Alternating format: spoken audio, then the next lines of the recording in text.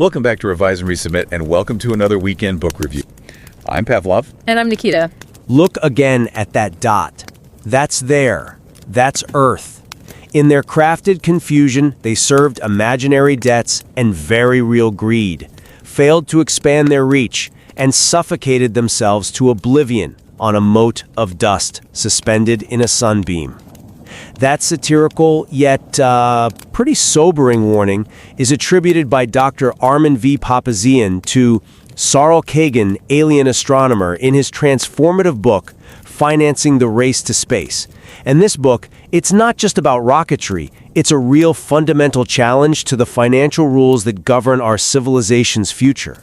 Dr. Papazian, for those who don't know, is a financial economist and co-founder of the Space Value Foundation, a not-for-profit that, well, it insists we have to hardwire sustainability into our financial math. And given his background, a doctor of financial economics from Cambridge, decades bridging capital markets and academia, winning awards like the Alpha Centauri Prize, it really demands that we take a serious look at the core dilemma he raises, and that is our current outer space economy structurally, stuck because of its earthbound financial architecture, or is its hyper-focus on services for Earth a necessary and maybe even appropriate stage of growth?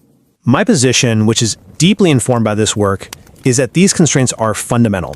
They're systemic flaws. I'll be arguing that we need to introduce a space-adjusted financial framework to really unlock humanity's true potential for expansion and settlement beyond Earth. It feels like our technological ambition is just outstripping our financial imagination. And I'll hold the position that the current, very fast-growing outer space economy provides the pragmatic and, frankly, the necessary financial foundation for what is now a $630 billion global sector. Its constraints, while they're definitely real, are manageable costs of scaling a new industry, not these, debilitating flaws that require us to just tear down the whole system. I have to say, for anyone who is maybe just beginning their research journey, or even if you're well established in sustainable finance, I strongly urge you to read this book. Dr. Papazian structures his argument so brilliantly. He moves from an analysis of the spaceless architecture of debt into the mechanics of the economy before laying out these practical solutions, like value easing. Whether or not you subscribe to this channel, please make time to read it. The link to Financing the Race to Space is in the show notes. So let's start with this idea of financial imagination. The traditional value framework is, as he puts it, spaceless. It reduces everything to just risk, return, and the time value of money. And it completely omits the essential dimension of space impact, the consequences of our actions on the environment, both here on Earth and, in orbit. That omission of the metric is certainly a valid point. In this architecture forces our current outer space economy, which is mostly private, to just chase short-term, Earth-based cash flows. You see it right in the data. Industries like food and beverage, retail, media, they just use satellites for Earth services, and they make up over 61% of the entire sector. Actual space exploration and observation, it accounts for less than 3%. This reliance is driven by our debt-based money system, which imposes three critical bottlenecks. Right, and these are the three famous metaphors he introduces in the book. Exactly. You have calendar time, which acts as a muzzle, forcing short-term returns. Then there's monetary gravity, which is the leash, chaining our investment capability directly to Earth's money supply. And finally, monetary hunger, which is the whip, constantly driving this pursuit of cash just to service all that debt. When we talk about huge multi-generational outer space habitats, the financial calculus just completely fails. It fails because our ability to invest is literally chained to Earth's fixed revolution around the sun. I absolutely appreciate the power of that analysis. I do. But here's the challenge to that premise. Conceptual elegance doesn't really matter if the venture can't generate income. The fact that the sector is 61% earthbound, to me, proves that the market is working efficiently. It's funding the most immediately productive applications first. This is just a natural, necessary evolutionary stage. The private sector has to generate profits to survive as a going concern, and it's doing that. It's leading to strong growth and a historic number of launches, all based on these high-value terrestrial services. But that growth is lateral, isn't it? It's wide, not deep. And that is a matter of pragmatism. Look, the constraints on the public sector, on NASA or the U.S. Space Force budgets, are often political. They're defined by strict congressional spending caps, not some mechanical flaw in the underlying debt architecture. Managing the debt ceiling, that leash you mentioned, is a constant, viable political mechanism we use to manage huge public projects. The system is designed to manage its own constraints, and our constant ability to refinance or extend the leash shows the system is resilient, not paralyzed. I appreciate the defense of its political resilience, but that still feels like you're just managing a symptom. Let's dig a little deeper into the actual financial geometry of debt. I'd argue that calendar time is a profound structural limitation, the muzzle, and it functionally destroys the viability of deep space ventures, completely independent of politics. The debt instruments that underpin our money creation, they are intrinsically linked to Earth's fixed cycle, the 365-day year. That defines bond maturities, coupon payments, and critically, the basis of our discount rate. It's the foundation of all modern financial mathematics. Precisely. For any investor, that discount rate, the rate used to calculate the net present value of future cash flows, inherently reflects the short-term return demanded by the debt cycle and, the mortality of the investor. So when you try to finance a permanent human presence on Mars, where a year is almost 687 Earth days and it requires planning over decades or even centuries, well, the high calendar time linked discount rate makes any meaningful NPV calculation for that long horizon economically impossible. It forces this huge implied risk premium just because the funding structure itself is inherently short-term and Earth-centric. That's a very compelling way to articulate the challenge. But I would argue that the problem isn't the calendar itself, but the market's innate perception of risk, which is really just driven by human nature. Modern finance, using tools like discounted cash flow, is perfectly capable of projecting NPV over long horizons. We finance 50-year infrastructure projects on Earth today. The hurdle isn't the math. It's the sheer uncertainty and the risk that comes with trying to transport human capital and assets 50 million kilometers away. The mortal, return-maximizing investor, rationally, and I think correctly, seeks near-term cash flows. I see why you think that. You're claiming the math is neutral, but I think the math enforces the short-term behavior. DCF relies on future cash flows that are tethered to Earth's economy, which is the very mechanism that's chaining us. It's still fundamentally spaceless. If the cash flows from a Martian habitat only start generating returns after, say, 75 years, the current debt-based monetary architecture forces such an immense risk premium that the initial investment becomes prohibitive, regardless of the ultimate long-term space value created. The valuation framework itself just omits the planetary impact. Okay, so if the valuation framework is the issue, you believe the solution lies in fundamentally altering how we create and allocate money through this concept of value easing, using public capitalization notes, or PCNs. I have to admit, this is the most radical part of the book's proposal. It is the necessary leap. Central banks already create new money digitally by buying reliable debt instruments. That's just quantitative easing. There is absolutely no reason why they can't back or create new money through an alternative, equity-like instrument that shares risks and ownership of the assets created, focusing specifically on positive space impact. PCNs are non-debt, non-maturity instruments designed to monetize value immediately. Okay, but monetize value based on what? Based on the net space value, or NSV, equation, which incorporates not just financial return, but planetary impact, human capital development, and the creation of new assets. This structure allows nations to transform the inherent limitation of the debt ceiling into a perpetual wealth floor, funding high space value opportunities instantly. Think of a NASA PCN for deep space exploration, or even a USC PCN aimed at leveling educational inequality, linking human capital to national prosperity. I'm sorry, but I just don't buy that level of systemic disruption. Let me tell you why. The existing debt-based system, for all its limitations, is a known, globally managed mechanism. It's designed primarily for one thing: financial stability. Central banks buy reliable debt because debt is historically the most predictable, stable, and liquid asset class for controlling monetary policy. But that stability has come at the expense of necessary expansion. Stability underwrites global trade and prevents mass collapse. Introducing PCNs, injecting liquidity outside the traditional banking system, based on a complex, novel NSV metric, that's a massive intellectual leap for an institution designed to be conservative. Value easing, by its very definition, shifts the central bank from being a reliable buyer of bonds to acting as a sort of perpetual equity-like sovereign wealth fund. That's a useful analogy, actually. I think that's right. But sovereign wealth funds manage existing surplus capital. They don't create the underlying liquidity through a non-debt mechanism. If a PCN is non-maturity and non-debt, so it's essentially perpetual equity, how do central banks manage its inherent volatility? How is this wealth floor protected from a sudden downturn in perceived space value? You are asking us to risk the entire structure of the global monetary system for what are frankly speculative Martian colonies. That risk is immense. It's unquantifiable.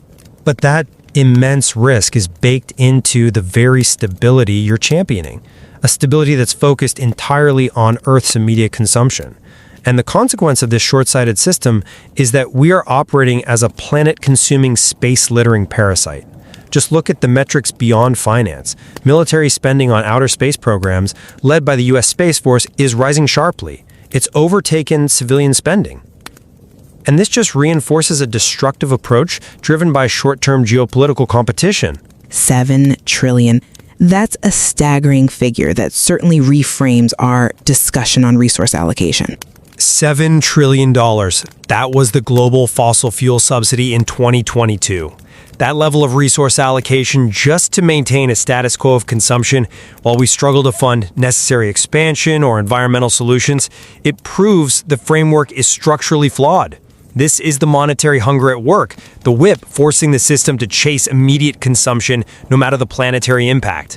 How can the system be truly functional if it allocates trillions towards consumption that makes climate risk worse, yet it considers a generational mission to Mars too risky to fund? That is a compelling moral and economic argument, but the system's skewed priorities reflect geopolitical and political realities, not a purely mechanical financial flaw.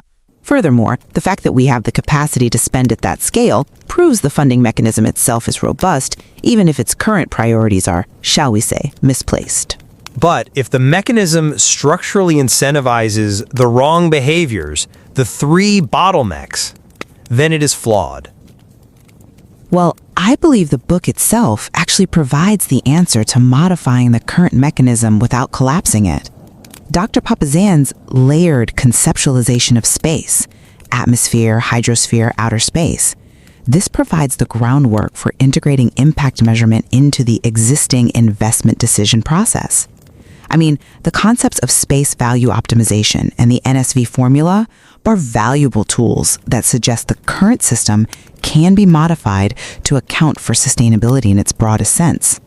We can adjust our accounting to punish negative impact and reward long-term value using things we already have like green bonds or enhanced ESG metrics without having to replace the foundational debt-based money creation mechanism. Modifying metrics is an incremental change against what is a fundamental structural force. You can't just patch the ceiling if the foundations themselves are crumbling. Our discussion keeps circling back to the core point. The true obstacle to humanity's deep expansion isn't technological. It's the systemic bottlenecks imposed by a spaceless, debt-based architecture that prioritizes time and risk over impact and long-term evolutionary continuity. To secure our future beyond Earth, we need the courage to adopt non-debt monetary mechanisms like value easing. We have to secure resources that are commensurate with that ambition. And the core of my argument stands on pragmatism. The sheer velocity and scale of investment in the current outer space economy is evidence that while the financial system is imperfect and yes, earthbound, it is functional enough to serve as our launchpad. Rather than introducing unquantifiable systemic risk through a radical overhaul like PCNs, we should focus on the incremental application of the book's principles, modifying existing investment criteria to reflect that layered conceptualization of space and sustainability metrics, all within the predictable financial framework that is enabling hundreds of billions in investment today. Well, Dr. Papazian's work forces us to confront this challenge. Achieving meaningful progress in outer space requires rethinking our most limiting assumptions, not just technologically, but profoundly, on a financial and a human scale. Our collective future, I think, requires us to ask whether we're merely financing short-term services on a mote of dust, or if we're capitalizing the next stage of human civilization. And don't forget to subscribe to Revise and Resubmit on Spotify and Apple Podcasts. Until next time, keep those minds curious, keep questioning, and keep revising and resubmitting.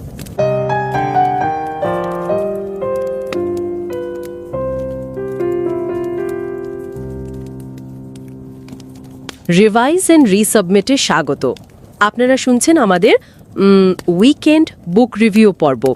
আমি নিকিতা আর আমি Pavlov. আমরা মানুষ পৃথিবীর সর্বশ্রেষ্ঠ পরজীবী।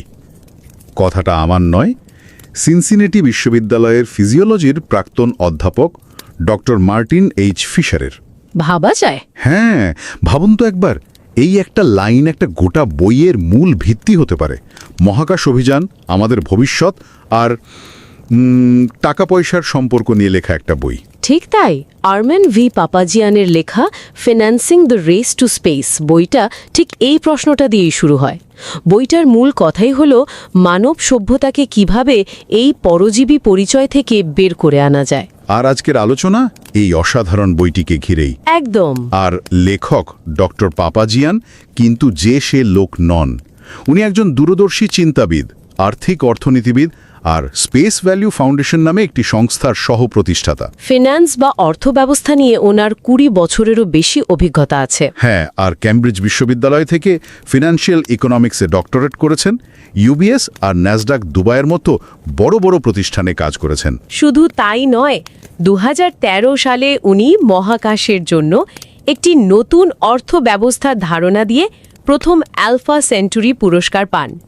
কাজেই উনি যখন বলেন আমাদের মহাকাশে যাওয়ার পথে সবচেয়ে বড় বাধা হয়তো রকেট নয়, আমাদের ব্যাংকিং সিস্টেম, তো কথাটা তো শুনতেই হয়। বইয়ের শুরুতেই উনি কার্ল সাগানের বিখ্যাত পেল ব্লু ডট ছবির কথা মনে করিয়ে দেন, কিন্তু একটু অন্যভাবে। হ্যাঁ, বেশ ভয় ধরানোর মতো করে। উনি যেন ভবিষ্যতের কোনো মহাজাগতিক আর্কাইভ থেকে আমাদের গল্পটা বলছেন। আবার ওই বিন্দুটির দিকে তাকান, ওখানেই ওরা ছিল। কাল্পনিক ঋণ আর আসল লোভের সেবা করতে গিয়ে ওরা নিজেদের নাগাল বাড়াতে ব্যর্থ হয়েছিল এবং একটা সূর্যরশ্মিতে ভাসমান ধূলিকণার উপর নিজেদের শ্বাসরোধ করে বিলুপ্ত হয়ে গিয়েছিল। কি সাংঘাতিক একটা ছবি, তাই না? এই উক্তিটাই পুরো বইটার সুরটা বেঁধে দেয়, একটা জরুরি বার্তা দেয়। আর লেখক এটাও পরিষ্কার করে দিয়েছেন যে এই বইটা লিখতে তিনি কোনো এআই ব্যবহার করেননি। তার মতে মানুষের কল্পনা আর নতুন কিছু সৃষ্টি করার ইচ্ছাই আমাদের চালিকা শক্তি, কোনো অ্যালগরিদম দিয়ে জায়গা নেওয়া যায় না। চলুন তাহলে বইটার ভেতরে ঢোকা যাক। প্রথমেই লেখক আমাদের একটা বড়সড় ধাক্কা দিয়েছেন। আমরা তো সারাদিন শুনছি স্পেস ইকোনমি, বিলিয়ন বিলিয়ন ডলারের ব্যবসা, স্পেস এক্স, ব্লু অরিজিন। চারিদিকে একটা নতুন মহাকাশ প্রতিযোগিতা শুরু হয়ে গেছে। ঠিক, কিন্তু বাস্তবতাটা কি? আমরা কি সত্যিই মহাকাশে ছড়িয়ে পড়ছি? এখানেই লেখক আমাদের ভ্রম ভাঙেন। তিনি দেখাচ্ছেন ২০২৩ সালে মহাকাশ অর্থনীতির আকার ছিল প্রায় $৬৩০ বিলিয়ন। বিশাল অঙ্ক। হ্যাঁ, শুনতে অনেক বড় লাগছে, তাই না? কিন্তু এর মাত্র ২.৮৬% খরচ হয়েছে আসল মহাকাশ গবেষণায়, মানে চাঁদ, মঙ্গলে যাওয়ার মতো প্রকল্পে। মাত্র ২.৮৬%? তাহলে বাকি টাকাটা যাচ্ছে কোথায়? বাকি প্রায় ৯৭% খরচ হচ্ছে পৃথিবীকে সার্ভিস দেওয়ার জন্য, যেমন ধরুন জিপিএস, স্যাটেলাইট টিভি, ইন্টারনেট বা আবহাওয়া পর্যবেক্ষণের মতো পরিষেবা। ও আচ্ছা, মানে আমরা মহাকাশকে ব্যবহার করছি পৃথিবীর ব্যবসা চালানোর জন্য। লেখক বলছেন আমরা আসলে পৃথিবীর কক্ষপথেই ঘুরপাক খাচ্ছি। তার মানে বেসরকারি কোম্পানিগুলোর গ্রাহক পৃথিবীতে, তাই তাদের লাভও পৃথিবী থেকেই করতে হবে। ঠিক তাই। আর নাসার মতো সরকারি সংস্থাগুলোর তো হাত পা বাঁধা বাজেট আর রাজনীতির বেড়াজালে। তার মানে মহাকাশ অভিযান আসলে একটা সাইড প্রজেক্ট হয়ে রয়ে গেছে। কিন্তু লেখক তো এখানে আরও একটা মৌলিক বিষয়ের কথা বলেছেন, স্পেস আর আউটার স্পেসের পার্থক্য। হ্যাঁ, বেশিরভাগ মানুষই তো এই দুটোকে একই জিনিস বলে মনে করে। এখানেই বইটির একটি অন্যতম গুরুত্বপূর্ণ ধারণা লুকিয়ে আছে। লেখকের মতে আউটার স্পেস বা মহাকাশ হলো শুধুই পৃথিবীর বায়ুমণ্ডলের বাইরের অংশ, কিন্তু স্পেস হলো আমাদের চারপাশের সব কিছু, পরমাণুর ভেতর থেকে শুরু করে ছায়াপথের শেষ পর্যন্ত সব কিছু? হ্যাঁ, আমাদের বায়ুমণ্ডল, মহাসাগর, এমনকি আমাদের নিজেদের শরীরও এই স্পেসের অংশ। এটা জানাটা জরুরি কেন? এটা কি শুধু একটা একাডেমিক আলোচনা, নাকি এর কোনো বাস্তব প্রভাব আছে? এর অমর্চম বাস্তব প্রভাব আছে। যেমন ধরুন কারম্যান লাইন। Carman line? হ্যাঁ, সমুদ্রপৃষ্ঠ থেকে 100 কিলোমিটার উপরের একটা কাল্পনিক রেখা, যা দিয়ে ঠিক করা হয় কোথায় একটা দেশের আকাশসীমা শেষ আর মহাকাশ শুরু। ও আচ্ছা। প্রকৃতির কাছে এই রেখার কোনো মানে নেই, কিন্তু আমাদের আইন, অর্থনীতি, রাজনীতি সবকিছুই এই কাল্পনিক বিভাজনের উপর দাঁড়িয়ে আছে। আর এই বিভাজনের ফলে আমরা আমাদের নিজেদের স্পেস, মানে এই গ্রহটার কি অবস্থা করছি, তা প্রায় ভুলে যাই। আর সেই অবস্থার কথাই তো লেখক 4র্থ অধ্যায়ে তুলে ধরেছেন। ছবিটা নিশ্চয়ই খুব একটা সুখের নয়। একেবারেই না। ছবিটা ভয় ধরানোর মতো। যেমন বায়ুমণ্ডলে কার্বন ডাইঅক্সাইডের মাত্রা বেড়েই চলেছে সমস্ত চুক্তি থাকা সত্ত্বেও। আর জীবাশ্ম জ্বালানিতে ভর্তুকি। 2022 সালে সেটা ছিল রেকর্ড $7 ট্রিলিয়ন। অবিশ্বাস্য। প্রশান্ত মহাসাগরের গ্রেট প্যাসিফিক গার্বেজ প্যাচ এখন ফ্রান্সের 3 গুণ বড়। আর পৃথিবীর কাছের মহাকাশে এত স্যাটেলাইটের ধ্বংসাবশেষ বা স্পেস ডেব্রি জমেছে, যেটা ভবিষ্যতের মিশনগুলোর জন্য একটা টাইম বম্বার মতো হয়ে দাঁড়িয়েছে। একদম। এই পরিস্থিতি দেখে তো মনে হচ্ছে আমরা যেন নিজেদের ঘরটাই জ্বালিয়ে দিচ্ছি। লেখক ঠিক এই জায়গাটাতেই একটা সাংঘাতিক ব্যঙ্গাত্মক ধারণার কথা বলেছেন, নাইহিলিস্টিক সার্ভাইভাল কন্ডিশন। নৈরাশ্যবাদী বেঁচে থাকার শর্ত। নামটা বেশ ভারী। কি এর মানেটা কি? এর মানে হলো, লেখক মজা করে বলছেন, যদি আমরা নিজেদের ঘর পোড়ানোর এই পথেই চলতে থাকি, তাহলে পরজীবী হিসেবে টিকে থাকার একটাই রাস্তা আছে। কি সেটা? আমাদের মহাকাশে ছড়িয়ে পড়ার গতি হতে হবে আমাদের পরিবেশ ধ্বংস করার গতির অন্তত দ্বিগুণ। ওয়াও! তার মানে নিজেদের ঘর পোড়ানোর গতি যদি ঘন্টায় 10 কিলোমিটার হয়, তাহলে পালানোর জন্য নতুন ঘর খোঁজার গতি হতে হবে ঘন্টায় অন্তত 20 কিলোমিটার। ঠিক। এটা এক কথায় অ্যাবসার্ড, কিন্তু আমাদের বর্তমান পরিস্থিতিটা ঠিক এটাই। একদম। এই ভয়ঙ্কর চিত্রটা দেখানোর পর স্বাভাবিকভাবেই প্রশ্ন আসে, আমরা এমন করছি কেন? আমাদের কোন সিস্টেমটা ভুল পথে চালিত করছে? আর লেখক বলছেন, এর উত্তর লুকিয়ে আছে আমাদের মানি ব্যাগে, মানে আমাদের আর্থিক ব্যবস্থায়। তিনি এই ব্যবস্থাকে বলছেন স্পেসলেস। স্পেসলেস বা স্থান নিরপেক্ষ। মানে আমাদের টাকা পয়সার সিস্টেমটা স্থানকে গুরুত্বই দেয় না। ঠিক তাই। আমাদের পুরো আর্থিক মূল্যায়নের কাঠামোটা দুটো জিনিসের ওপর দাঁড়িয়ে আছে, ঝুঁকি বা রিস্ক আর সময় বা টাইম। একটা প্রকল্পে কত লাভ হবে আর কত দিনে হবে, এটাই শেষ কথা। একদম। কিন্তু সেই লাভটা করতে গিয়ে পরিবেশের কি ক্ষতি হলো বা সমাজের ওপর তার কি প্রভাব পড়ল, সেই স্থানের কোনো হিসাবই আমাদের গণিতে নেই। যেমন নেট প্রেজেন্ট ভ্যালু বা এনপিভির কথা লেখক বলেছেন, যেখানে ভবিষ্যতের টাকাকে আজকের টাকার চেয়ে কম মূল্যবান ধরা হয়। হ্যাঁ, আর এই ব্যবস্থার কারণে মঙ্গল গ্রহে বসতি স্থাপনের মতো একটা বিশাল প্রকল্পের আজকের আর্থিক মূল্য প্রায় শূন্য। কারণ লাভ আসবে অনেক পরে। ঠিক। লাভ যদি 100 বছর পরেও আসে, আমাদের গণিত বলবে এর কোনো দাম নেই। এই ব্যবস্থা আমাদের দূরদৃষ্টিকে নষ্ট করে দেয়। আর এই ব্যবস্থার গভীরে যে ঋণভিত্তিক অর্থব্যবস্থা কাজ করে, লেখক সেটার সীমাবদ্ধতা বোঝাতে 3টে অসাধারণ রূপক ব্যবহার করেছেন: মুখবন্ধনী, শিকল আর চাবুক। হ্যাঁ, এই রূপকগুলো অসাধারণ। প্রথমটা হলো মুখবন্ধনী বা মাজল। আমাদের পুরো আর্থিক ক্যালেন্ডারটা পৃথিবীর সূর্য পরিক্রমার উপর ভিত্তি করে তৈরি। দিন, মাস, বছর, কোয়ার্টার। এটা একটা মুখবন্ধনীর মতো। কিভাবে? কারণ আপনি যদি মঙ্গলে একটা ব্যবসাও শুরু করেন, আপনাকে পৃথিবীর ক্যালেন্ডার অনুযায়ী লাভ ক্ষতির হিসাব দিতে হবে। অথচ মঙ্গলের 1 বছর মানে 687 পার্থিব দিন। অবিশ্বাস্য। আমাদের সিস্টেম অন্য কোনো জগতের সময়কে ধারণই করতে পারে না। তার মানে আমাদের পুরো ফিনান্সিয়াল ক্যালেন্ডারটাই পৃথিবীর জন্য বায়াসড। এটা তো আগে কখনো ভাবিনি। দ্বিতীয় রূপকটা হলো শিকল বা লিশ। ঋণের মাধ্যমে যে টাকা তৈরি হয়, সেটা সুদসহ ফেরত দিতে হয়। এই ফেরত দেওয়ার বাধ্যবাধকতাটাই হলো অদৃশ্য শিকল, যেটা সবকিছুকে পৃথিবীতেই ফিরিয়ে আনে। হ্যাঁ, কারণ টাকাটা পৃথিবীতেই ফেরত দিতে হবে। মহাকাশে তো কোনো সুইস ব্যাংক নেই যেখানে আপনি ঋণ শোধ করবেন। লেখক এটাকে বলছেন মনিটারি গ্র্যাভিটি বা আর্থিক মাধ্যাকর্ষণ, যা আমাদের উচ্চাকাঙ্ক্ষাকে পৃথিবীর মাটিতেই বেঁধে রাখে। আর তৃতীয়টা, চাবুক বা হুইপ, এটা শুনলেই কেমন একটা তাড়ার কথা মনে হয়। ঠিক ধরেছেন, ক্রমাগত ঋণ শোধ করার জন্য আমাদের সবসময় টাকার পেছনে ছুটতে হয়। এই ছোটাটাই একটা কৃত্রিম আর্থিক ক্ষুধা তৈরি করে, যেটা একটা চাবুকের মতো কাজ করে। হ্যাঁ, আর আমাদের শুধু স্বল্পমেয়াদী লাভের দিকে তাড়িয়ে নিয়ে যায়। দীর্ঘমেয়াদী মহৎ কোনো লক্ষ্যের জন্য অপেক্ষা করার ধৈর্য বা সুযোগ কোনোটি এই ব্যবস্থা আমাদের দেয় না। আচ্ছা, এইসব শুনে তো বেশ হতাশ লাগছে। মুখমণ্ডনী, শিকল, চাবুক, এই সব কিছু থেকে মুক্তির কি কোনো পথ নেই? লেখক কি শুধু সমস্যা দেখিয়েই থেমে গেছেন নাকি?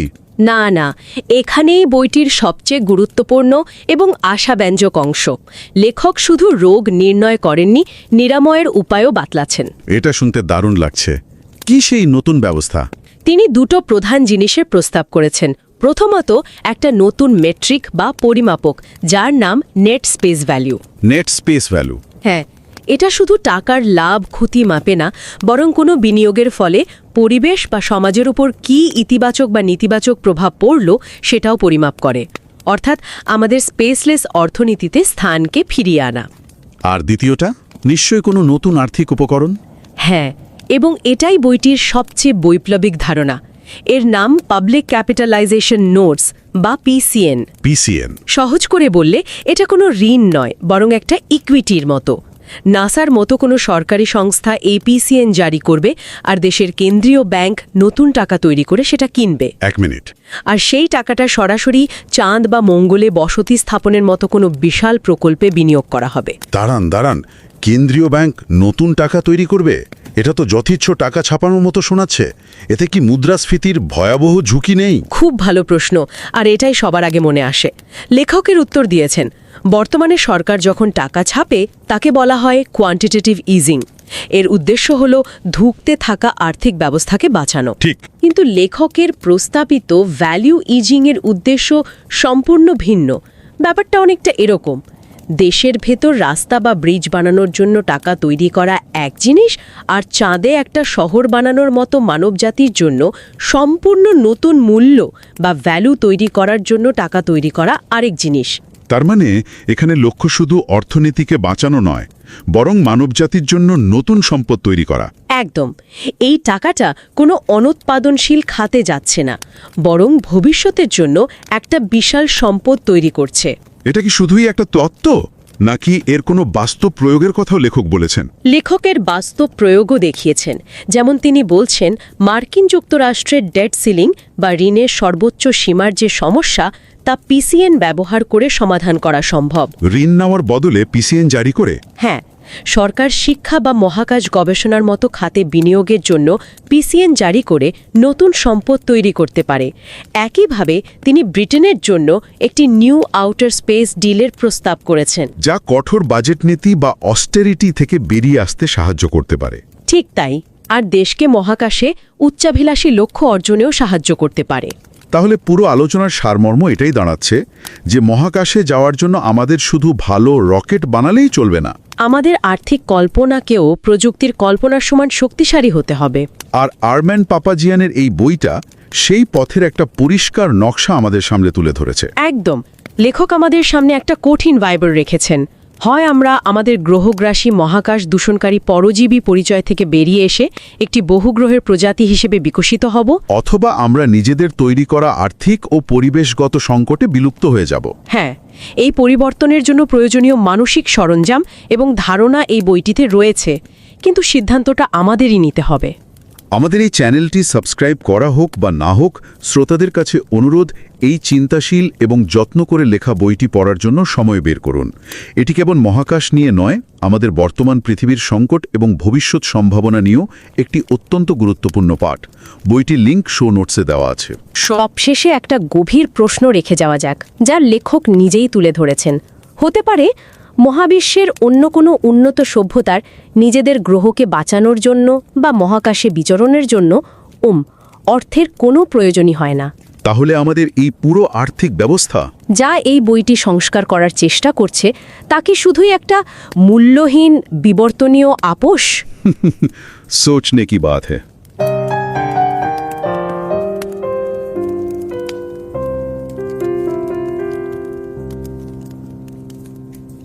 नमस्कार। रिवाइज एंड रीसबमिट में आपका स्वागत है। मैं हूं पावलोव और मैं हूं निकिता। उस बिंदु को फिर से देखो, वो वहां है, वो घर है, वो हम हैं। उस पर वे सब हैं जिनसे आप प्यार करते हैं, जिन्हें आप जानते हैं, जिनके बारे में आपने कभी सुना है। हर इंसान जो कभी था, उसने अपना जीवन जिया, सूरज की किरण में लटके धूल के कण पर। ये मशहूर पंक्तियां कार्ल सागन की हैं, लेकिन आज हम जिनकी किताब पर बात कर रहे हैं, उन्होंने इन पंक्तियों को एक चेतावनी के तौर पर कुछ यूं बदल दिया है। उस पर वे सब रहते थे जिनसे आप कभी नहीं मिलेंगे और जिनके बारे में आपने कभी नहीं सुना होगा। वो प्रजाति जिसने अपने ही पैरों के नीचे अपने ही घर को तबाह कर दिया। गढ़े हुए भ्रम में उन्होंने काल्पनिक कर्जों और बहुत ही वास्तविक लालच की सेवा की, अपनी पहुंच का विस्तार करने में विफल रहे और सूरज की किरण में लटके धूल के एक कण पर अपना दम घोट दिया। ये वाकई एक झकझोर देने वाला विचार है और ये अर्मीन वी पेपेजियन की किताब financing the race to space की मूल भावना को बिल्कुल सटीक तरीके से दर्शाता है। नास्डैक दुबई जैसी जगहों पर काम कर चुके हैं। अच्छा। और वो स्पेस वैल्यू फाउंडेशन के सह संस्थापक भी हैं। तो जब वो पैसे और अंतरिक्ष के बारे में बात करते हैं तो उनकी बातों में एक गहराई होती है जो कल्पना और असलियत दोनों को एक साथ लेकर चलती है। बिल्कुल। तो चलिए शुरू करते हैं। किताब की शुरुआत एक बहुत चौंकाने वाले दावे से होती है। हम सब स्पेस इकोनॉमी के बारे में सुनते हैं कि ये खरबों डॉलर की इंडस्ट्री बनने वाली है। हाँ, हर तरफ यही चर्चा है। लेकिन पापेजियन कहते हैं कि ये उत्साह शायद गलत दिशा में है, कि हम जिसे स्पेस इकोनॉमी समझ रहे हैं वो असल में है ही नहीं। ये क्या बात हुई? यहीं पर किताब का सबसे पहला और बुनियादी तर्क सामने आता है। लेखक कहते हैं कि मौजूदा स्पेस इकोनॉमी असल में अर्थ इकोनॉमी का ही एक तरह से विस्तार है। अर्थ इकोनॉमी का विस्तार? हाँ, ये अंतरिक्ष में जाने के बारे में नहीं है, बल्कि अंतरिक्ष का इस्तेमाल करके पृथ्वी पर सेवाएं देने के बारे में है। सोचिए, जीपीएस, सैटेलाइट टीवी, मौसम की भविष्यवाणी, इंटरनेट भी। इंटरनेट बिल्कुल, ये सब अंतरिक्ष में मौजूद सैटेलाइट्स के जरिए होता है, लेकिन इनका ग्राहक और बाजार दोनों पृथ्वी पर हैं। असली अंतरिक्ष अन्वेषण, जैसे चांद पर बेस बनाना या मंगल पर इंसानों को बसाना, इस विशाल अर्थव्यवस्था का एक बहुत ही छोटा सा हिस्सा है। कितना छोटा? स्पेस फाउंडेशन की 2023 की रिपोर्ट के अनुसार ये हिस्सा मुश्किल से 2.86% है। सिर्फ 2.86%? ये तो कुछ भी नहीं है। मतलब 97% से ज्यादा पैसा और ध्यान पृथ्वी पर ही वापस आ रहा है। बिल्कुल। तो जो निजी कंपनियां हैं जैसे स्पेस एक्स या ब्लू ओरिजिन, वो भी इसी पृथ्वी केंद्रित मॉडल में काम कर रही हैं। अच्छा, उनका भी यही हाल है? हाँ, काफी हद तक। वे शानदार तकनीक बना रहे हैं, लेकिन उनका बिजनेस मॉडल अभी भी पृथ्वी पर ही टिका है। उन्हें सैटेलाइट लॉन्च करने के ठेके मिलते हैं, या वो पृथ्वी पर तेज इंटरनेट देने का वादा करते हैं। सही। और दूसरी तरफ है नासा जैसी सरकारी एजेंसियां।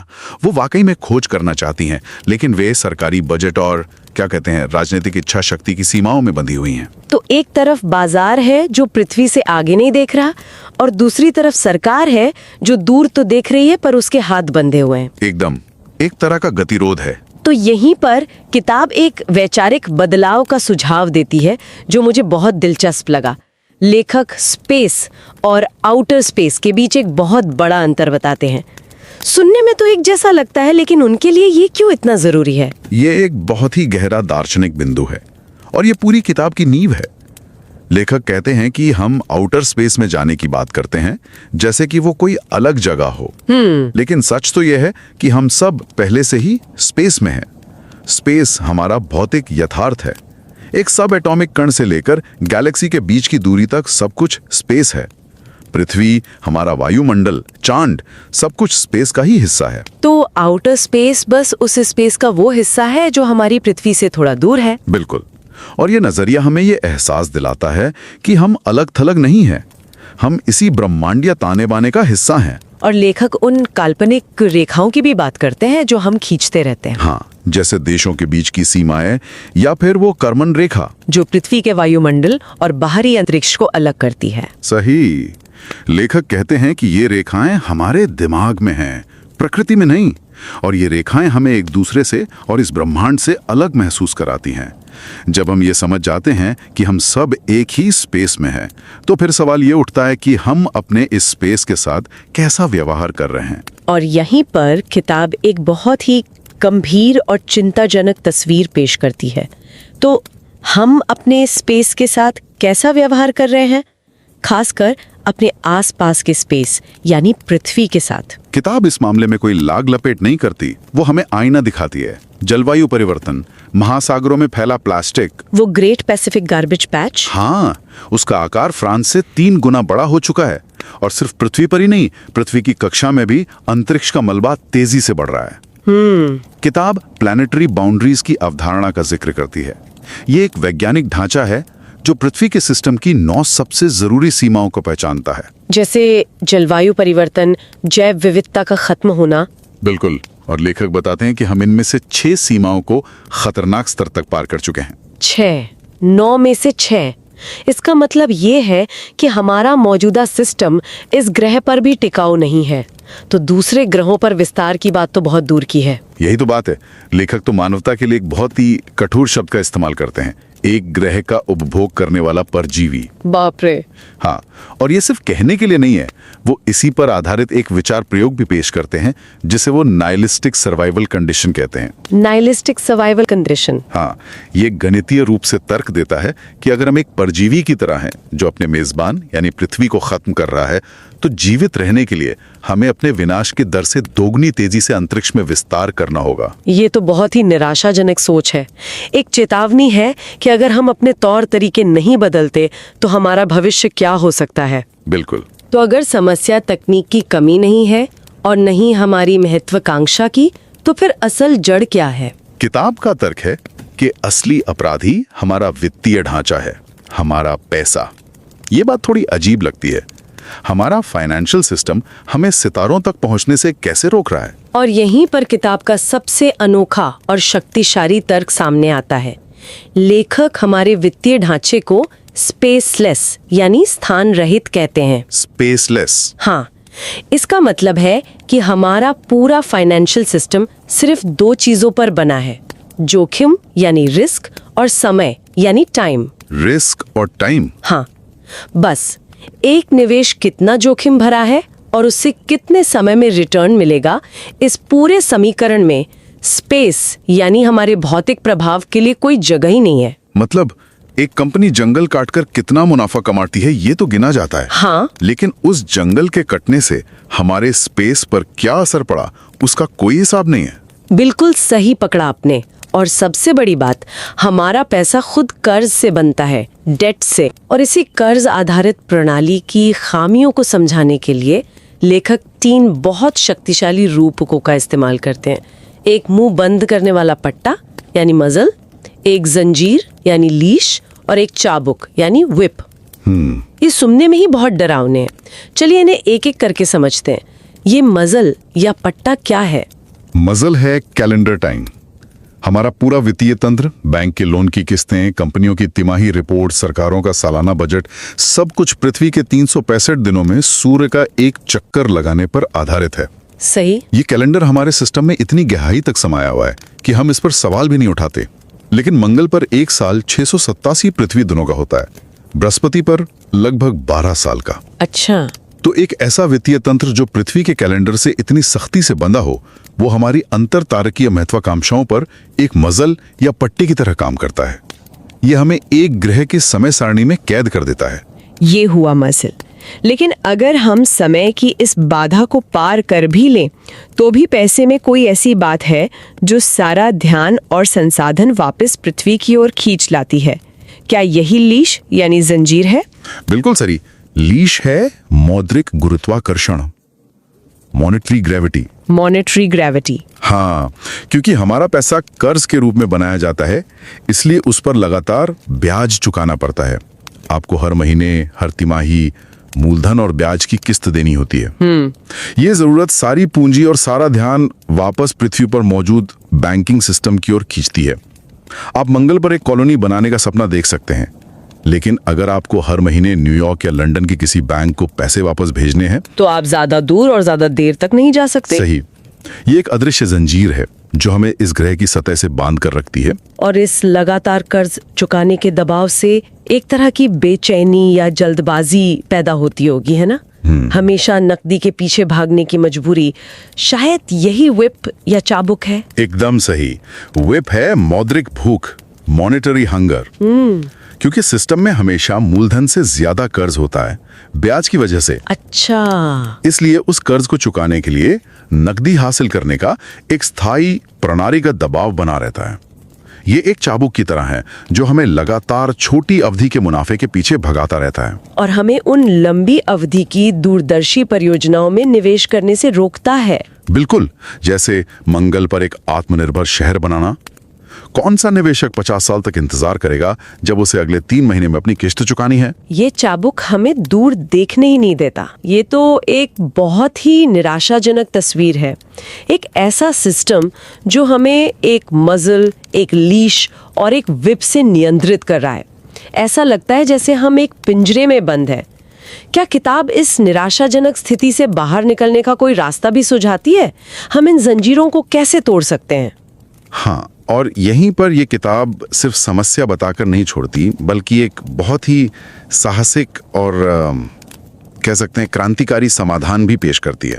अच्छा, अगर हम इसे बड़ी तस्वीर से जोड़ें तो समाधान यह है कि हम स्पेस को वापस वित्त के समीकरण में लाएं। मतलब परियोजनाओं का मूल्यांकन सिर्फ उनके वित्तीय रिटर्न पर नहीं, बल्कि उनके सकारात्मक भौतिक प्रभाव यानी स्पेस वैल्यू के आधार पर भी किया जाए। और सबसे महत्वपूर्ण, पैसा बनाने का एक ऐसा तरीका खोजा जाए जो कर्ज पर आधारित ना हो। पैसा बनाने का एक नया तरीका, ये तो हमारे पूरे आर्थिक तंत्र की नींव को बदलने जैसा है। ये कैसे संभव हो सकता है? किताब का मुख्य प्रस्ताव है public capitalisation notes, PCNs। Public capitalisation notes. हाँ, ये एक बहुत ही नया विचार है। इसे सरल शब्दों में समझते हैं। आज जब सरकार को पैसा चाहिए होता है तो वो बॉन्ड्स जारी करती है, यानी कर्ज लेती है। सही। और केंद्रीय बैंक अक्सर इन्हीं बॉन्ड्स को खरीदकर सिस्टम में पैसा डालता है, जिसे क्वांटिटेटिव ईजिंग कहते हैं। PCN मॉडल में नासा जैसी एक सार्वजनिक एजेंसी जिसे मंगल पर एक बेस बनाने जैसी लंबी अवधि की परियोजना पर काम करना है, वो सरकार से बजट नहीं मांगेगी। तो फिर इसके बजाय वो एक मून बेस PCN जारी करेगी और केंद्रीय बैंक सीधे इस PCN को खरीदेगा और इस तरह नए पैसे का निर्माण होगा। एक मिनट, तो केंद्रीय बैंक सीधे नासा को पैसा देगा? ये सरकारी कर्ज खरीदने से कैसे अलग है? और क्या ये सीधे सीधे पैसा छापने जैसा नहीं है? इससे तो भयंकर इन्फ्लेशन हो जाएगी। ये एक बहुत ही जरूरी सवाल है और यहीं पर PCN का सबसे महत्वपूर्ण अंतर सामने आता है। ये कर्ज नहीं है, ये हमारे भविष्य में एक इक्विटी जैसा निवेश है। हाँ, जब केंद्रीय बैंक एक सरकारी बॉन्ड खरीदता है तो वो एक कर्ज खरीद रहा होता है जिसका भुगतान टैक्स पेयर्स को करना होता है। लेकिन जब वो एक PCN खरीदता है तो वो एक वास्तविक संपत्ति के निर्माण को फंड कर रहा है, जैसे चांद पर एक बेस, नई तकनीकें या मानवता का विस्तार। अच्छा, इसका रिटर्न ब्याज के रूप में नहीं, बल्कि उस संपत्ति के वास्तविक मूल्य के रूप में मिलता है। लेखक इसे क्वांटिटेटिव ईजिंग की जगह वैल्यू ईजिंग कहते हैं। Value easing. हाँ, पैसा हवा में नहीं छापा जा रहा, बल्कि वास्तविक मूल्य के निर्माण के बदले में बनाया जा रहा है।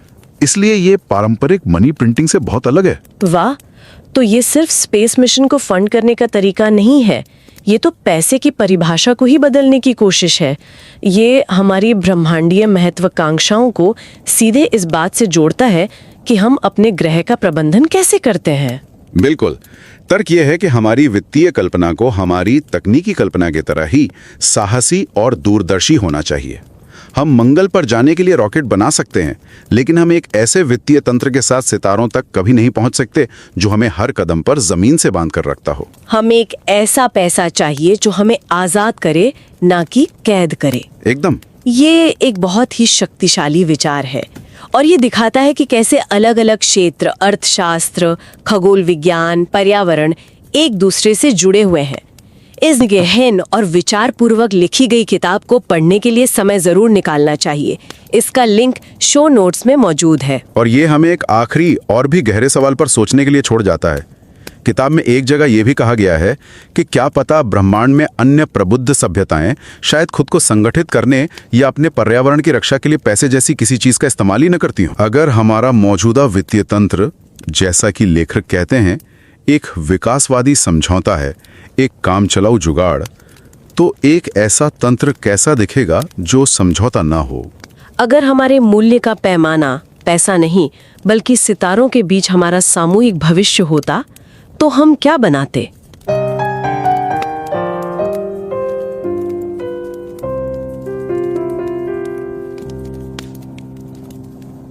Stell dir mal einen außerirdischen Astronomen vor. Nennen wir ihn Sarl Kagan. Er blickt durch sein Teleskop auf einen winzigen, blassen, blauen Punkt. Und er sagt, schauen Sie sich diesen Punkt noch einmal an. Das ist dort, das ist die Erde. Auf ihr lebten all jene, die sie nie treffen werden. Die Spezies, die ihr eigenes Zuhause unter ihren Füßen verwüstete. In kunstvoller Verwirrung dienten sie imaginären Schulden und sehr realer Gier und erstickten sich selbst in Vergessenheit auf einem Staubkorn, das in einem Sonnenstrahl schwebt. Dieses Zitat, eine ziemlich, düstere, satirische Warnung, die natürlich an Carl Sagan angelehnt ist. Das eröffnet das Vorwort eines wirklich bemerkenswerten Buches. Genau, und alles, worüber wir heute sprechen, die ganzen Ideen, die stammen aus diesem einen Werk. Financing the Race to Space. How to Value, Invest and Explore the Universe. Beschrieben von Dr. Armen V. Papazian. Und man muss, glaube ich, kurz verstehen, wer dieser Mann ist, um die Wucht seiner Argumente zu erfassen. Er ist ja nicht nur irgendein Theoretiker. Gar nicht, nein. Er ist Finanzökonom, hat in Cambridge promoviert und war über 20 Jahre in der Praxis. Bei der UBS, bei der Nasdaq Dubai. Der kennt die Finanzwelt also wirklich von innen. Und gleichzeitig ist er Mitbegründer der Space Value Foundation, eine gemeinnützige Initiative. Das ist schon eine spannende Mischung. Absolut. Und das ist die entscheidende Kombination. Er verbindet diese tiefgreifende akademische Forschung mit knallharter Praxiserfahrung. Sein zentrales Argument, das sich durch das ganze Buch zieht, ist eigentlich ganz einfach und doch radikal. Er sagt, unsere finanzielle Vorstellungskraft ist für die Reise zu den Sternen genauso wichtig, wenn nicht sogar wichtiger als unsere technologische. Und deshalb wollen wir dich heute mitnehmen auf eine kleine Reise durch die Kernideen dieses Buches. Stell es dir vor wie einen Leitfaden, gerade wenn du vielleicht neu in der akademischen Forschung bist oder einfach nur neugierig auf eine Perspektive, die alles auf den Kopf stellt. Bevor wir aber richtig loslegen, eine wirklich herzliche Empfehlung von uns. Ja, unbedingt. Nimm dir die Zeit, dieses Buch selbst zu lesen. Es ist so sorgfältig aufgebaut und brillant geschrieben, es könnte deine Sichtweise wirklich verändern. Den Link packen wir dir natürlich in die Shownotes. So, und jetzt lass uns mal in den ersten Teil des Buches eintauchen. Da legt Papazian die Grundlagen und zwingt uns, unsere gewohnten Begriffe komplett neu zu denken. Ja, er fängt mit etwas an, das gerade total im Trend liegt. Die Weltraumwirtschaft. Man hört das ja überall.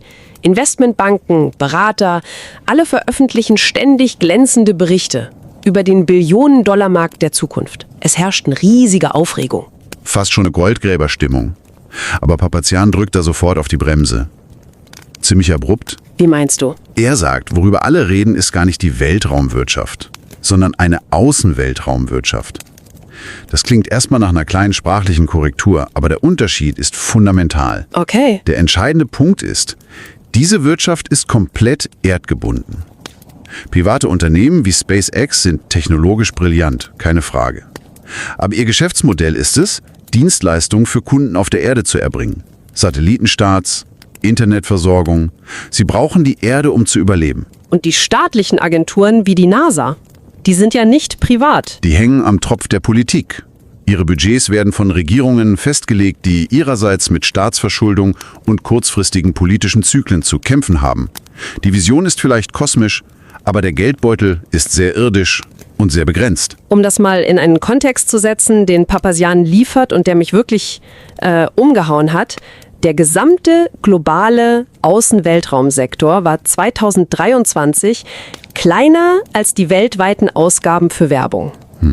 Das muss man sich mal auf der Zunge zergehen lassen. Wir geben als Spezies mehr Geld aus, um uns gegenseitig Dinge zu verkaufen, als um unsere langfristige Zukunft in den Sternen zu sichern. Das ist doch eine absolut ernüchternde Statistik. Völlig. Und diese Zahl ist der perfekte Absprungpunkt für seine nächste, wirklich grundlegende Idee. Die Unterscheidung zwischen Raum und Außenweltraum. Teil davon. Mein erster Gedanke ist das nicht Wortklauberei? Ja, das denkt man im ersten Moment. Aber ich glaube, Papazian hat einen existenziellen Grund dafür, diese Linie so scharf zu ziehen. Und der wäre? Für ihn ist der Raum unser gesamter physischer Kontext. Alles. Von subatomaren Teilchen über unseren eigenen Körper, die Ozeane, die Atmosphäre, bis hin zu den Galaxien. Der Außenweltraum, also das, was wir meinen, wenn wir von Space reden, ist nur ein winziges Segment dieses allumfassenden Raumes. Indem er diese Unterscheidung trifft, zwingt er uns, einen fundamentalen Widerspruch in unserem Handeln zu erkennen. Welchen Widerspruch meinst du denn? Naja, den Widerspruch, dass wir davon träumen, den Außenweltraum zu erobern, während wir alle anderen Schichten des Raumes, in denen wir bereits leben, systematisch zerstören. Er geht das in Kapitel 4 Schicht für Schicht durch und das ist wirklich harter Tobak. Okay, leg mal los. Erstens. Die Atmosphäre. Unser Himmelsraum. Wir pumpen CO2 hinein, als gäbe es kein Morgen, obwohl wir die Konsequenzen seit Jahrzehnten kennen. Zweitens. Die Hydrosphäre. Unser Wasserraum. Die Ozeane ersticken in unserem Plastikmüll. Sein Beispiel: Der große pazifische Müllstrudel ist mittlerweile 3-mal so groß wie Frankreich. 3-mal so groß wie Frankreich. Das ist eine Zahl, die man hört, aber die man sich gar nicht vorstellen kann. Ein schwimmender Kontinent aus unserem Müll. Genau. Und sein Punkt ist, wir machen da oben einfach so weiter. Er geht ja sogar noch weiter, oder? Bis in unseren Körper. Ja. Drittens. Unser eigener Körper. Der Mikroraum. Er ist voller Schadstoffe aus der Luft, die wir atmen, der Nahrung, die wir essen und schließlich viertens, der Außenweltraum. Selbst in diesem fast unberührten Raum wiederholen wir exakt das gleiche Muster. Wir hinterlassen eine ständig wachsende Wolke aus gefährlichem Weltraumschrott. Das ist ein wirklich düsteres Gesamtbild. Seine Schlussfolgerung ist dann ja auch brutal. Er beschreibt die Menschheit als eine Art planetenverzehrenden, raumvermüllenden Parasiten. Das ist eine Metapher, die sitzt. Sie sitzt ja, aber sie ist wohl die unbequeme Wahrheit, die man zuerst anerkennen muss, bevor man überhaupt über echte, nachhaltige Lösungen nachdenken kann. Absolut. Und nachdem er diese deprimierende, aber notwendige Grundlage geschaffen hat, kommt er im zweiten Teil des Buches zum Kern seiner Argumentation. Er sagt, die größte Hürde für die Expansion der Menschheit ist nicht die Technologie, die Raketen fliegen. Das Problem ist unser Finanzsystem. Und um dessen einschränkende Wirkung zu beschreiben, nutzt er 3 unglaublich starke Metaphern. Okay, das klingt spannend. Lass uns die mal auspacken. Die erste Metapher, die er verwendet, ist die einer Maulkordel. Was genau meint er denn damit? Also, in Kapitel 8 erklärt er das so: Unser gesamtes globales Geldsystem basiert auf Schulden. Geld wird geschaffen, indem Kredite vergeben werden. Ein Kredit ist aber untrennbar mit einem Konzept verbunden: der Kalenderzeit. Klar, Laufzeit, Zinsen pro Jahr, Raten pro Monat. Richtig. Aber diese Kalenderzeit, Monate, Jahre, ist ein rein menschliches Konstrukt. Das basiert auf der Drehung und Umkreisung unseres Planeten. Ah, ich glaube, ich sehe, worauf er hinaus will. Unser gesamtes Finanzsystem ist also an den Rhythmus der Erde gekoppelt. Exakt. Und diese Fixierung auf die Erdzeit wirkt wie eine Maulkordel, also dieses Zaumzeug, das einem Pferd den Mund zuschnürt. Es schnürt Projekten die Luft ab, die in völlig anderen Zeit- und Raumdimensionen stattfinden. Denk an eine Siedlung auf dem Mars. Ein Marsjahr ist fast doppelt so lang wie ein Erdenjahr. Wie synchronisierst du da einen 30-jährigen Kreditvertrag von der Erde mit der Realität auf einem anderen Planeten? Eben, das System ist dafür einfach nicht gebaut. Es fesselt uns an die Zeitrechnung unseres Heimatplaneten. Aber Moment mal, könnte man da nicht einfach umrechnen? Schulden und Zeitpläne sind doch die Grundlage unserer Wirtschaft. Das funktioniert ja auch für riesige Projekte hier auf der Erde, die Jahrzehnte dauern. Das ist eine super Frage und sie führt direkt zu seiner zweiten Metapher. Der Unterschied ist, dass diese irdischen Projekte immer noch im selben Bezugssystem stattfinden. Die zweite Fessel, die Papazian beschreibt, ist eine Leine. Die Leine der monetären Schwerkraft. Monetäre Schwerkraft. Das klingt faszinierend. Ist es auch. Er erklärt das in Kapitel 9. Jedes Darlehen, jede Anleihe, die auf der Erde ausgegeben wird, erfordert die Rückzahlung von Kapital plus Zinsen. An den Ursprungsort, an die Bank, den Investor. auf der Erde. Genau. Und diese ständige Verpflichtung, Geld zur Erde zurückzuschicken, die wirkt wie eine unsichtbare, unzerreißbare Leine. Sie zieht jede wirtschaftliche Aktivität unweigerlich zurück zum Planeten. Das ist ja verrückt. Das bedeutet also, eine wirklich autarke Marskolonie wäre innerhalb unseres jetzigen Systems wirtschaftlich fast unmöglich, weil sie immer diese Schulden-Nabelschnur zur Erde hätte. Sie könnte sich nie wirklich wirtschaftlich abnabeln. Genau, das ist sein Punkt. Die Kolonie würde permanent Ressourcen und Energie darauf verwenden müssen, einen Wertstrom zur Erde zu schicken, nur um die ursprünglichen Kredite zu bedienen. Er spitzt das mit einem absurden, aber sehr anschaulichen Beispiel zu. Er sagt, selbst das Licht müsste nach einem Lichtmonat anhalten, um eine Überweisung zu tätigen. Wow. Okay. Das verdeutlicht halt, wie sehr unser Geldsystem an einen physischen Ort, die Erde, gebunden ist. Es begrenzt, wie weit wir uns wirklich wirtschaftlich entfernen können. Und eine Leine aus Schulden, die uns an den Planeten zurückzieht. Die Bilder sind extrem wirkungsvoll. Und seine dritte Metapher ist eine Peitsche. Das klingt ja noch bedrohlicher. Das ist der monetäre Hunger, den er in Kapitel 10 beschreibt. Und hier wird seine Kritik wirklich systemisch. Er argumentiert, da in unserem System Geld durch Schulden entsteht und auf diese Schulden Zinsen gezahlt werden müssen, gibt es immer mehr Schulden als Geld im Umlauf. Das erzeugt eine permanente, eingebaute Notwendigkeit im System, ständig nach neuem Geld zu jagen, nur um die alten Schulden und Zinsen bedienen zu können. Es ist also ein ewiges Hamsterrad. Ein Hamsterrad, das von einer Peitsche angetrieben wird. Dieser unaufhörliche Druck, die Peitsche des monetären Hungers, zwingt uns alle zu kurzfristigem, gewinnorientiertem Denken und Handeln. Es geht nicht darum, was langfristig, nachhaltig oder visionär wäre. Es geht darum, die nächste Rate zu zahlen, das nächste Quartalsziel zu erreichen. Und diese Peitsche treibt dann eine rücksichtslose Produktivität an. Genau. Eine, die oft zerstörerisch ist, anstatt die Art von langfristigen, geduldigen Projekten zu ermöglichen, die für das Überleben und die Expansion unserer Spezies notwendig wären. Wow. Eine Maulkordel, eine Leine und eine Peitsche. Das sind unglaublich düstere, fast gewalttätige Bilder für ein Finanzsystem. Es klingt, als würde er sagen, wir peitschen uns selbst in den Abgrund, anstatt uns den Weg zu den Sternen zu ebnen. Das fasst es perfekt zusammen. Die Peitsche sorgt dafür, dass wir immer weiter rennen müssen, oft ohne zu fragen, wohin und warum.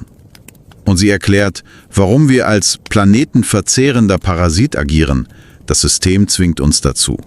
Eine Maulkordel aus Zeit, eine Leine aus Schulden und eine Peitsche aus ständigem Geldbedarf. Die Analyse von Dr. Papazian ist wirklich radikal. Sie zwingt einen, die grundlegendsten Annahmen unseres Wirtschaftssystems komplett zu hinterfragen. Seine Schlussfolgerung ist also im Grunde, wenn wir die Sterne erreichen wollen, müssen wir zuerst diese konzeptionellen Fesseln hier auf der Erde sprengen. Die Revolution muss in unseren Köpfen stattfinden. Ganz genau. Und was das Buch so wertvoll macht, ist, dass er nicht bei dieser düsteren Analyse stehen bleibt. Er widmet den letzten Teil des Buches konkreten Lösungsvorschlägen. Er entwirft die Idee für völlig neue Finanzinstrumente, die nicht Risiko und Zeit monetarisieren, sondern die tatsächliche Wertschöpfung im Raum belohnen. Aber es würde den Rahmen hier wirklich sprengen und ist, wie du schon sagtest, ein weiterer guter Grund, das Buch selbst in die Hand zu nehmen. Absolut. Was uns zu einem letzten Gedanken für dich bringt, den du mitnehmen kannst. Das Buch von Papazian legt die finanziellen und konzeptionellen Grundlagen für die Expansion der Menschheit ins All dar. Aber die vielleicht radikalste Frage, die es zwischen den Zeilen aufwirft, ist nicht, wie wir den Weltraum mit unserem System finanzieren können, sondern ob eine Zivilisation, die wirklich reif für die Sterne ist, überhaupt ein Finanzsystem wie unseres benötigen würde.